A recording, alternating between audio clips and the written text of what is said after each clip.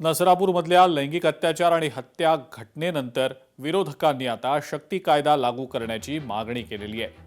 विशेष अधिवेशन बोलवा आणि शक्ती कायदा महाराष्ट्रात लागू करा, कायदा असा कठोर करा की पुन्हा अशा घटना घडणार नाहीत, अशी मागणी आमदार रोहित पवारांनी केलेली आहे। सरकारनं तातडीनं शक्ती कायदा लागू करावा अशी मागणी काँग्रेसचे प्रदेशाध्यक्ष हर्षवर्धन सपकाळ आणि शिवाय खासदार सुप्रिया सुळे यांनी सुद्धा केलेली आहे।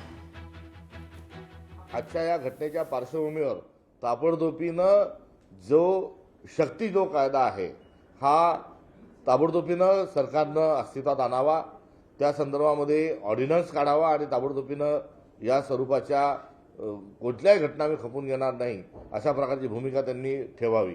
सातत्याने मी म्हणतोय शक्ती कायद्याचं काय झालं आणि आम्हाला थातूर मातूर उत्तर तिथं दिली जातात। आणि मग कुठं ना कुठेतरी मला असं वाटतं की हा शक्ती कायदा का खरं नकोय, हा पाहिजे पण सरकारला का नकोय। त्यामुळे राजकारण बाजूला ठेवून विरोधकांनी सुद्धा हा मुद्दा मांडला पाहिजे आणि सरकारने सुद्धा हा मान्य केला पाहिजे।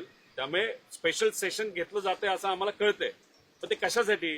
केंद्रातल्या मोठ्या नेत्यांनी सांगितलं की आपलं डिलिमिटेशन कायद्याचं बिल हे पाडण्यात आलेलं आहे, तर त्याच्या बाबतीतली चर्चा तुम्ही थोडंसं करा। त्यासाठी तुम्ही खर्च करून सेशन घेताय आणि ते तुमचं ठेवा बाजूला।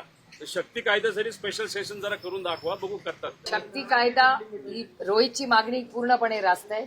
शक्ती कायद्याची अंमलबजावणी ही झालीच पाहिजे, ही आमची मागणी। लोकशाही मराठी ऐका, पहा, जागरूक रहा।